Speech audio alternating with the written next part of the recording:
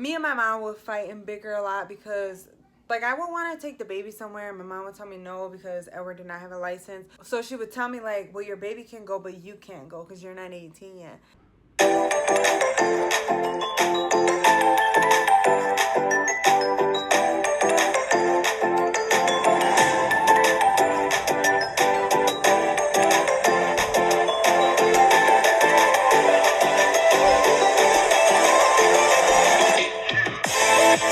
So we get to the hospital in the morning and the doctor does an ultrasound and he's like, your baby flipped. Your baby's not breech anymore. And I'm like, huh? Like, I don't want to go home. Like, I'm already here. He's like, well, if you want, we can go ahead and do it since you're already here and we already prepped you. So I'm like, yeah, take this baby out. Like, I'm done. At this point, he's like, you only get one person in the surgery room. Who do you want it to be? Then my mom and Edward are going back and forth.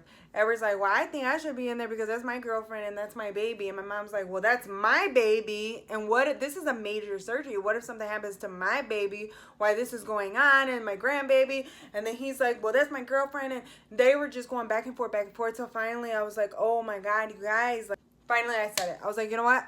My mom. Like, that's my mom. And like, I feel more comfortable with her than anybody. Like, if something happens to me, like, I want my mom to be the last one to see me. You know what I mean? So they got my mom already. He was upset. He, like, I guess he, like, went outside, like, while I was in surgery. And he was, like, doing I don't know what outside. So they prep my mom and get my mom all ready to go into the surgery room. They take us in there. You guys, this needle that they put in my back had to have been like that long. Like, I'm not over exaggerating. It hurts so bad. They like sit you on the side of the bed, tell you to bend over, and like so my back was like hunched and I had to like hug a pillow. And they stuck this big old needle in my back. After that, it went numb from like here and down. Like, there was like nothing else. Like, it just went numb. I could not move. I remember I was laying there and my legs were like up, like on the table. They were like bent at my knee. The doctor said, I can hear them talking. And I asked him, can you put my legs down? Because I was naked. And I was like, can you put my legs down? And he was like, they are down. And I was like, oh, because they put like a blue sheet right here. So you're like laying flat and then you have like a blue sheet right here. So you can't see anything. All you see is like your arms right here and a blue sheet. That's all you see. And then you can see like whatever's on the other side of the blue sheet. I could hear them talking. My mom's not in here yet. It's just me. And I'm scared that they're going to start the surgery, or they already started the surgery without my mom in here. Like, it's just me. So then I could hear them talking, and he was like, I don't think she felt that because she didn't say anything. And then the other doctor's like, no. He was like, I don't think she felt that either. Then I'm like, oh, God. And then they asked me, like, did you feel that? And I'm like, no. He's like, all right, I think we're ready. And then that's when they bring my mom in. My mom sits next to me, all right? And mind you, I'm like, I feel like I'm like this. Like, my head is down here and my body's like up, which makes sense. Like, instead of being like flat, you're like this so they can go in there and grab the baby out.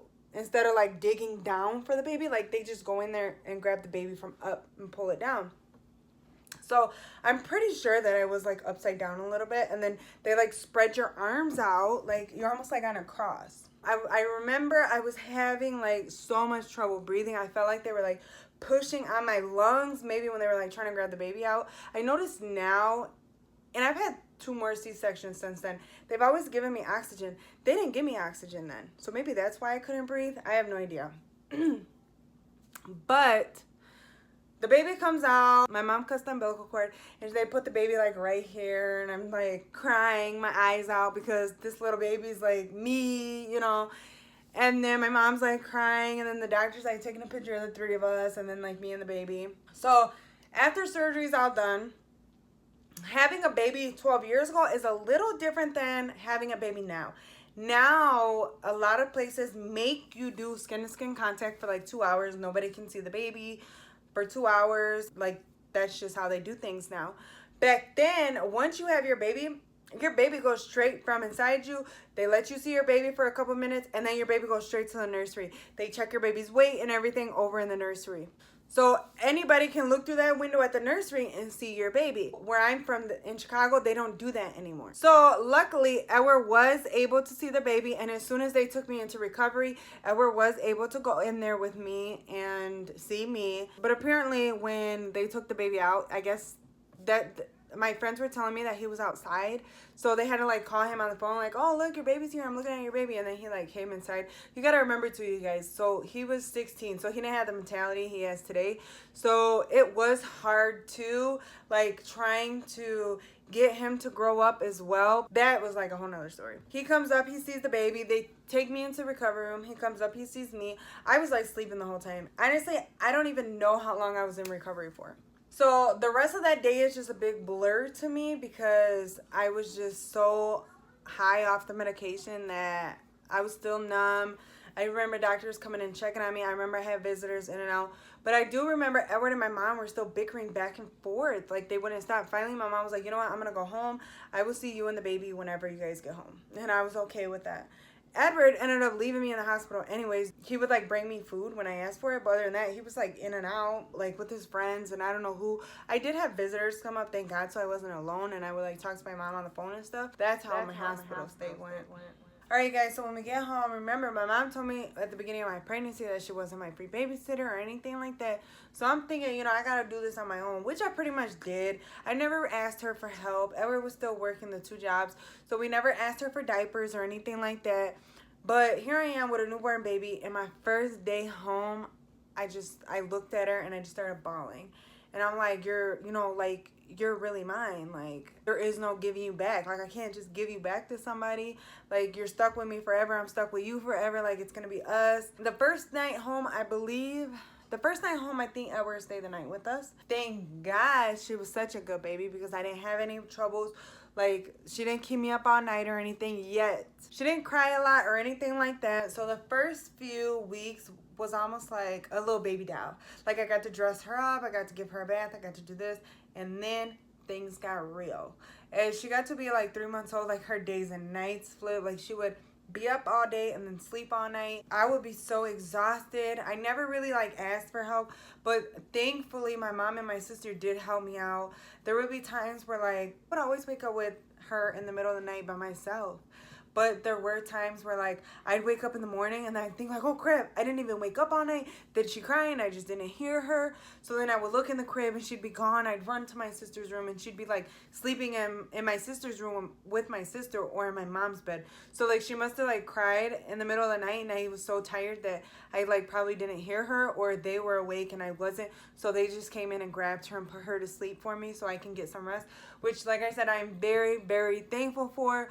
Unfortunately, my mom's not here with us anymore, but if my sister's watching this, thank you so much. You have no idea how much you helped me. Now at this point, his family still was not involved like that, so like they never like would just come and pick her up or anything like that. And he was still a teenager with the mentality of a teenager. There was times where he would work for days and not come and see her, or on his days off he would spend it with his friends, or he had to divide his 24 hours between 2 jobs, me, the baby, and his friends. So we would go like back to back. We would fight, bicker and fight. Like this true love story that I thought we had like was falling apart. Here I am, like I had no choice but to grow up. I'm like stuck at my mom's house with the baby. Mind you, my mom wouldn't let me leave.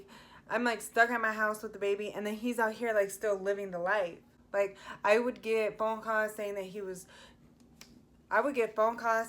they seen him at 4 o'clock in the morning riding down the street with his friends, and then here I was like stuck with the baby. But we will talk more about that on my next Being a Teen Mom video. So like I said, guys, make sure you turn your post notification bell on. And if you guys have any more questions about my pregnancy that I did not answer on this video, go ahead and comment them down below. I will either make another video or I will answer them on my What It's Like Being a Teen Mom video. So yeah, there was like a lot of emotions. It was not easy whatsoever. Me and my mom would fight and bicker a lot because like I would want to take the baby somewhere and my mom would tell me no because Edward did not have a license. So she would tell me like, well, your baby can go, but you can't go because you're not 18 yet. There was just so many fights between us. And then I think the pressure on that made me and Edward fight even more than what we already were. So there was just so much going on when it comes to like being a teen mom. And again, I just want to throw it out there one more time that I'm not encouraging teen pregnancy at all. It was not easy at all. It was a struggle at times, and not everything was a walk in the park. I lost a lot of friends being pregnant. My friends like disappeared while I was pregnant because they got to do things that I did not get to do. They got to live their life where I was stuck home with the baby. They got to go to parties, they got to drink, they got to have fun, they get to sneak out of the house. I didn't get to do any of that. So I just wanted to throw that out there. I hope you guys enjoyed this video. Make sure you give this video a thumbs up, hit the subscribe button. Again, don't forget to turn your post notification bell on. After you turn your post notification bell on, make sure you tell us that you did that down in the comments for your chance to win a shout out on our next video. Stay tuned for our what it's like being a teen mom video. Today's shout out goes to Jacqueline Garcia, you guys. Shout out to her. Until next time.